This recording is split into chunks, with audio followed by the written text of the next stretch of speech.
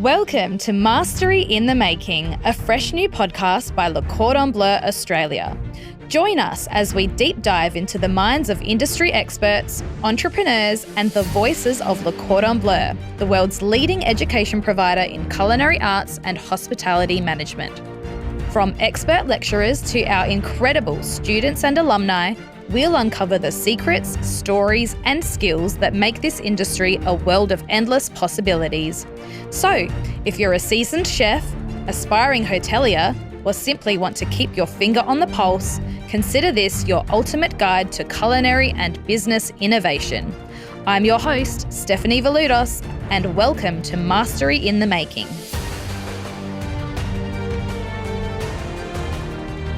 Le Cordon Bleu boasts some of the best industry partner venues where students get to undertake their work-integrated learning placement, one of them being Sabon Restaurant and Bar in Brisbane. And today I'm joined by Andy Ashby, who is the owner and head chef of this fine establishment. Hello, Andy, and welcome to the show. Andy, before we jump in, talk to us a bit about how your culinary journey began. Yeah, well, bonjour. It's been a ride so far. Look, don't hold it against me. I'm not actually French, but I'm French culinary trained, of course. And I come from a little humble country called New Zealand. And the journey, well, goes right back to the childhood days, dreaming big, thinking all things food, loving food through an apprenticeship based in New Zealand there. And I think it's this passion, it's this fire. As soon as you get this burn in your belly and you know exactly what you want to do, or your purpose of life is this direction, you just go for it and you run with it. So through going through my apprenticeship into kitchens, just doing the long hours, the hard yards, and trying things and learning and being absolutely mind blown from what we could potentially offer in New Zealand, but then coming to Australia. It started really young, but also the core of it, the core values came back to my childhood days, learning with grandma, learning all those key home techniques as such, and then and just bringing them to life, and then finding who I am, what I am, and how do I keep devouring into this, interesting state of world we live in now, So, yeah, from point A to point B, we've been 14 years over here in Australia, and it's gone through a lot of different stages to get to where I am now. And obviously now you're in Brisbane, you're running a French restaurant and bar. Talk to me a bit about where your love for French cuisine specifically came from. To be honest, going through those apprenticeship days, the Paul Bocuse, all the repertoire and the sitting guilds was always put in front of us. So we were having these momentous experience and techniques that were French, and we were naturally picking up on that. To then go, right, someday you're going to run a French restaurant. I didn't know that. That's just a path of life, I guess. But been given this opportunity to come into such a unique building. It's heritage listed. It's a multi-purpose asset of spaces, and being given, I guess, the goal to run it and sort of set it up to be what it is today. I had the choice. I said, right, do I keep it as Sabon, or do I change it to, I don't know, whatever, loyal or whatever. It could be Japanese, it could have been Chinese, could have been Italian, which I've spent time in Italy and could have done that too. But it came down to business momentum as well. Smart choices led to smart goals, and we had already had the name here. It's well established. It's had 14 years with Michel Bonnet, so we've got a lot of credibility come through this business. Now, to live up to someone else's reputation, I don't look at that way. I've got my own style, my own way I do my own business, and I teach. But it was like the pressure point of time: do I get rid of that name and then reestablish, or do I? I know French food. I know I've spent some time in Paris as well. But do I keep with that and then build with like an even plateau, and then rise through the ashes and fire that we call COVID times, and try and get myself to where we are now? Now we're not done as such in that aspect, but we've found our niche in the market and who we are. After 4 years through blood, sweat, and tears, we're a bit more established. So the desire to continue out with French was also, in some ways, gifted to me, but at the same time, in life we have choices, and I decided to keep with this path. It got me back into the books. It got me passionate and excited about what French culinary journeys are out there at the moment. the French cuisine is diverse and it's changing. And I mean, later down the line, you might want to talk about that a little bit more, but it's very interesting out there. There's some very old school French restaurants still kicking goals, doing it classic, but then there's some rock and roll restaurants that are sort of turning it up on its nose a bit. And there's nothing wrong with that in my eyes. Looking back to sort of when you were just starting out in your journey, were there any kind of culinary mentors that helped you see food in a bit of a different light? Yeah, look, great question. Absolutely. Through the journey I've been through now, is coming up 16 years, you always look for that person or peers that gives you that fuel that continues the drive and just makes you believe in this industry and what it's about. And core people like Scott Pickett in Melbourne, he's a culinary institution genius, and he still runs those programs and takes students over to France every year. He had the blood, sweat, and tears and that momentum to get the hats to just drive and succeed and strive and never give up. And he obviously had a very strong, a little bit aggressive on some forefront through the COVID times, but the mentality was there to continue and do what he believed in. When I got to Hamilton Island and worked at Qualia, Relay and Chateau property, an amazing Scottish chef, Ali Waddell, who's still punching on in Freda Fields and on the outskirts of Byron Bay here. Absolutely incredible. These guys come from Michelin star restaurants, but their persona to create and to utilize locally sourced produce, go out and actually talk to your customer. Do not be afraid. You are not just an icon in the back of the kitchen. You're an inspiration, and you can create and you can give back to the customers that are paying that money to obviously pay your wage, but pay for an experience. And that's what it's all about, is an experience and a journey. So whilst, I didn't do a time with Rene Redzepi or any of those things, I found people throughout my career, and naming the two there, that really spoke wonders for me and gave me that opportunity to embrace, learn, and pretty much, I guess, pushed me to give it a nudge when I had the opportunity to open Sibon. Yeah, I think that's what it's all about, just grasping those opportunities and taking every chance that you can get to get in the kitchen, learn from different people. So that's obviously what you've done. Now, looking forward, we're in 2023. You run Sabon Restaurant in Brisbane. I'm lucky enough to say I've actually dined there and it's magnificent. You've been at the helm since 2020. For those who are unfamiliar with Sabon, what is it in a nutshell? A fun French culinary adventure, utilizing locally sourced produce with a twist of French technique in every dish that we put on the menu. We're lucky, like I said, it's a heritage listed building. So whilst we're nostalgic, we're not in like James Street or the CBD. We're in our own little pocket, suburbs building. When you walk through the door, it starts off really moody and eclectic and a little bit almost like just a little bar with a little restaurant. But as we take you on a little bit of a journey through the history of the building, to the add-ons that were put in, we've got an award-winning bottle list at the moment in our cellar where I'm sitting, to our middle level, the terrace, and then to Ooh La La rooftop bar. It sort of sets the tone on the multi personality that the business is. And I think in a nutshell, it's just diverse. There we go. Yeah, and I understand there is quite a large focus on local sustainable produce. Why is that so important for you as a restaurant owner and the head chef there?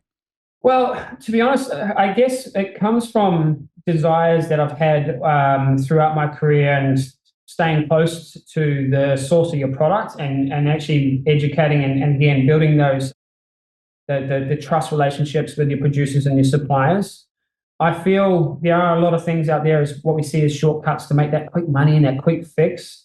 But it's two things. One, to give back to the producers and the suppliers that are doing it day by day like we are in the kitchen and out the front, etc.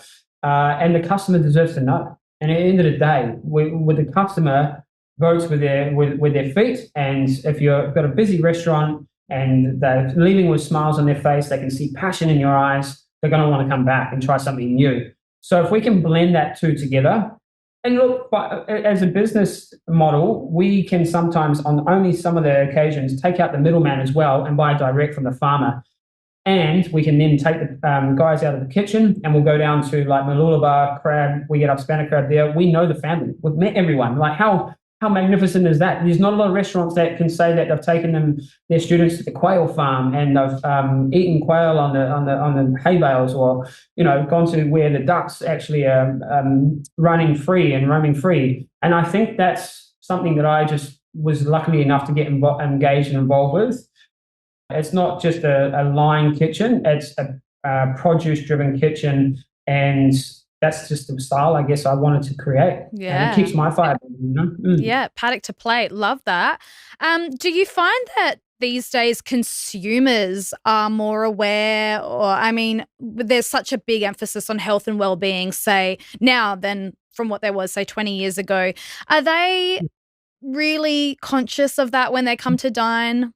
Yeah, look, they do ask the questions and they want to know the answers, and we have to give the ammunition to our front of house staff to be able to deliver that the point of difference and that service and that skill set to be able to deal with difficult questions, but know their stuff. And that's what if they don't, then I have a problem with my teaching mechanism, and I need to strip it back, and I need to find those passionate people about food in the industry like I am. It's not easy because they're not always around. We went through difficult stages getting employees in from overseas and even Australians in the door to work as such. And unfortunately, it did come about all that money conscious, and the hospitality industry is a little bit damaged. But if they can see me leading from the front and giving it a real hard crack and giving them the knowledge and empowerment that they need, then they just need to put that into the customer's lap. But 100% from where we are now to, say, 10 years back, people just wanted to be fed. They didn't really care about, the pork's literally within 100K radius of the business.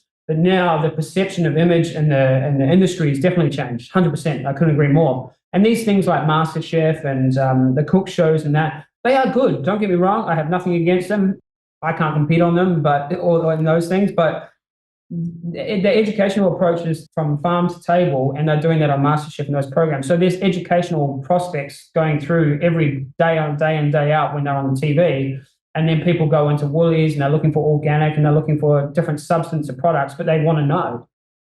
So the consumer's right to know is at the forefront, but also it's definitely questions we get asked on a day-to-day basis, 100%.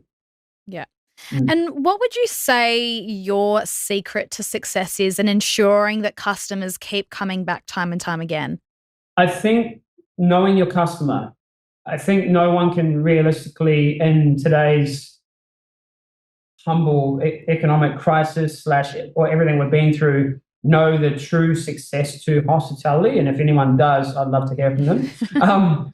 But I mean that quite carefully, because there are places that are absolutely kicking goals, and I admire them and the inspiration I get from seeing things on social media and all those things around us.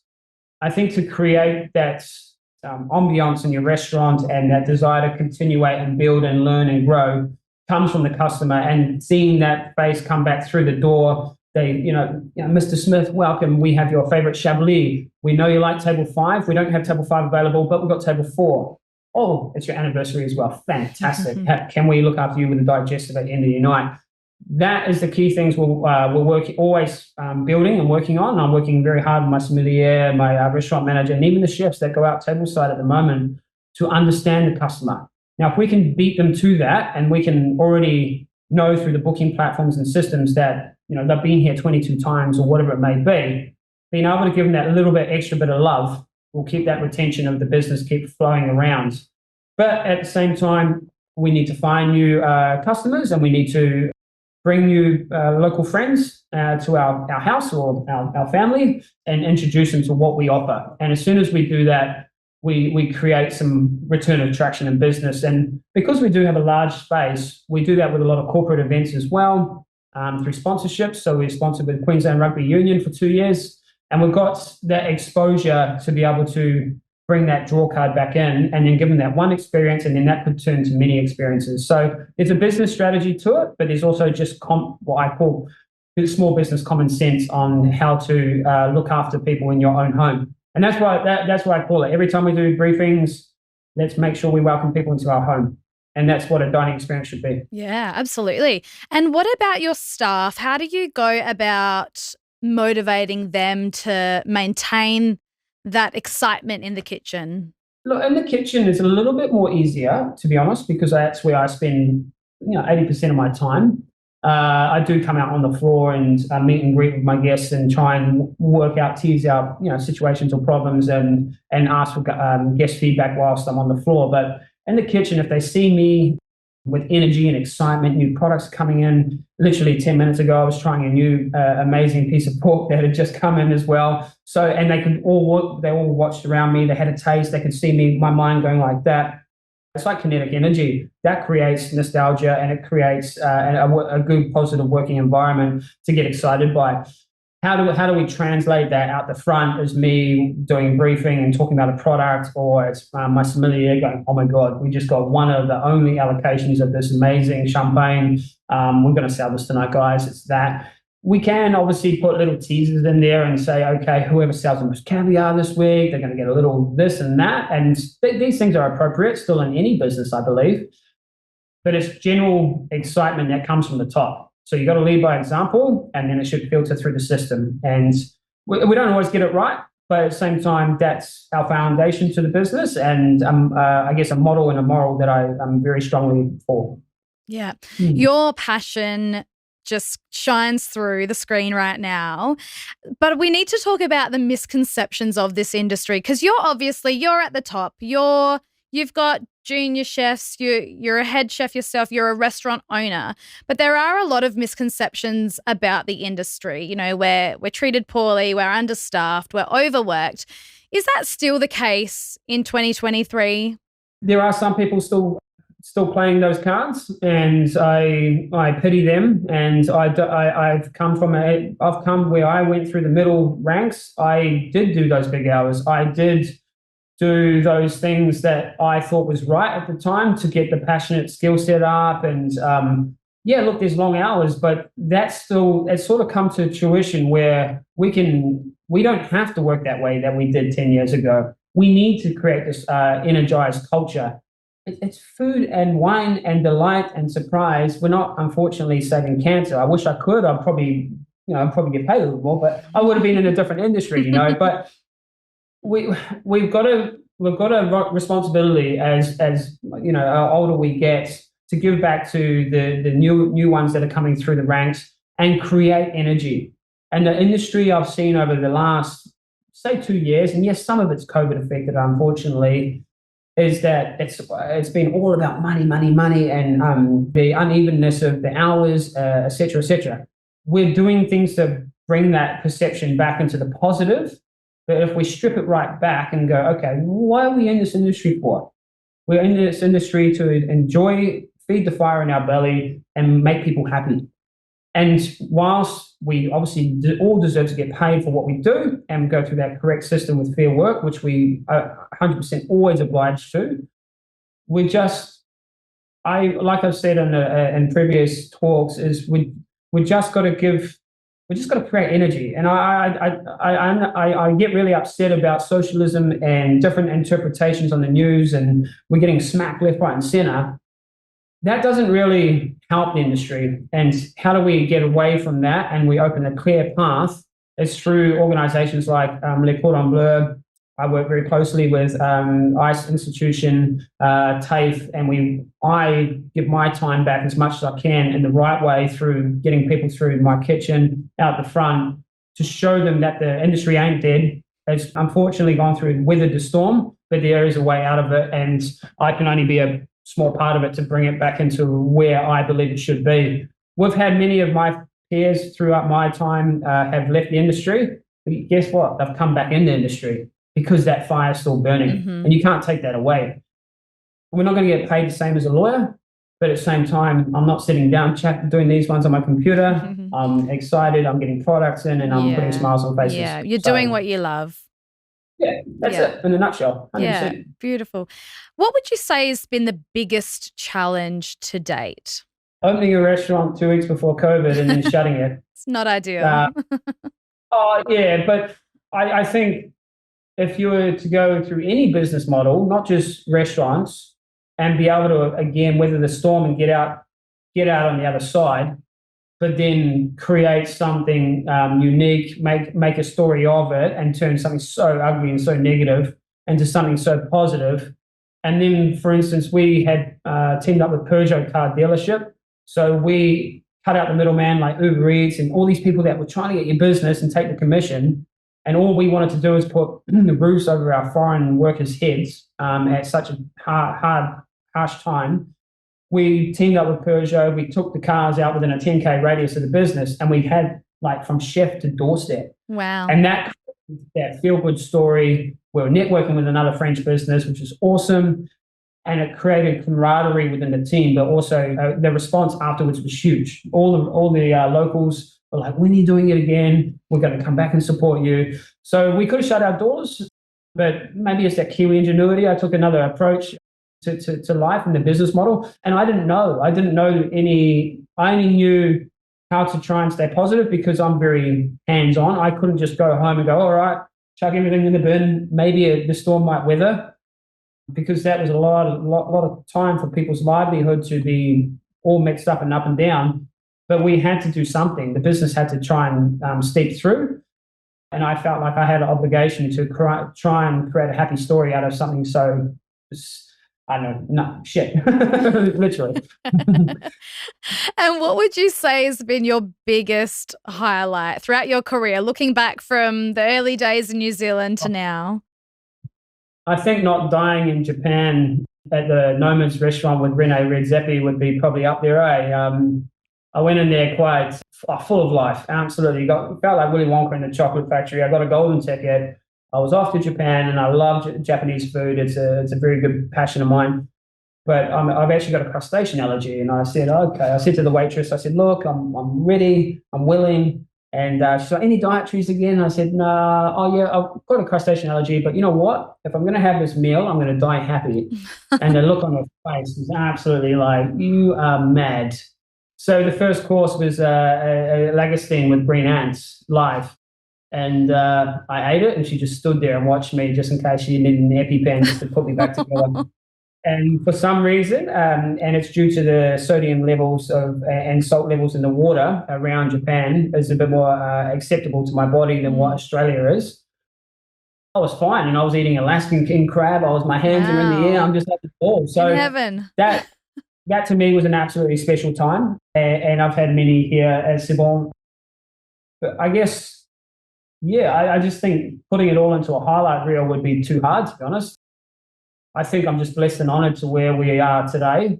I think that our next point of call is to continuate this growth and the learning aspect of it all as a young business owner, and then give back. My main goal now is to give back to the industry that's given so much to me. Perfect. You've seen a lot of our students come through and train alongside you as young chefs just starting out in the industry. What's the number one lesson that you've learnt that you would pass on to those young aspiring chefs? Show passion, and passion will lead to dreams, and don't give up. Failure is not an option. I mean, this phrase has obviously been used in many of different formats in the world, but I think if you've got the right mindset, anything can happen. And when we mentor them, we take them through a non-bully process. We just bring them into our family. And I think, and I look back to the guys that are in there now, and I've got 3 students that were students, and they did their intern with us here, and now they're employed. And I'm very, very happy and very honoured to have them stick with me, but they could see something within these 4 walls that I was trying to create, and they've seen it. One of the gentlemen has seen it from ground up, and he's seen through the pain, the heartache, the long hours to success, to growth, and potentially a new venue in March next year. So It's a journey and it's a ride, and if you're in it for the long haul, you're going to get those success stories along the way, and then they're going to be able to plant their own journey as well, which I can help them with too. So much so that obviously the program that we've launched called Practice What You Preach is an important part to our organisation here, and something that I'll furthermore want to deep dive with probably a few other venues in the new year, and really get that out there, because what we get is obviously these guys come in with certificates, shiny ones, amazing. They've paid their money, they've done their time. It's wicked. They've got passion. But can you preach what you've just learned? And if we can link those two together and create confidence within the industry, then that person can say, I've done a pop-up here, I've learned all my P&Ls, I've learned my skill set, I've marketed, I've done everything that I do on a daily basis to keep the place operational. And that's another massive tick. No one can take that away from you. People can make you work at hotels and day in, day out, and get that repetition flowing. But if we can give them some skill sets that no one else can, I think that's pretty unique. So we're still putting that through. We've had everyone who's been in the kitchen, who's in the kitchen right now, has been through that process, and it's really shown milestone to who they are now in the kitchen too. So it's really good. Fantastic. Thank you so much, Andy, for taking the time to chat with us today and for your continued support of Le Cordon Bleu. We're really lucky to have you. I appreciate it, and I'll endeavour to keep working with Le Cordon Bleu as much as I can until I'm grey and old, and even still I might write a book or something. But let's just keep the passion alive and dream big, and things will happen. Thank you for joining us on this episode of Mastery in the Making. If you found this discussion interesting and inspiring, don't forget to share, subscribe, or tell a friend. Thanks again, and we'll see you next time.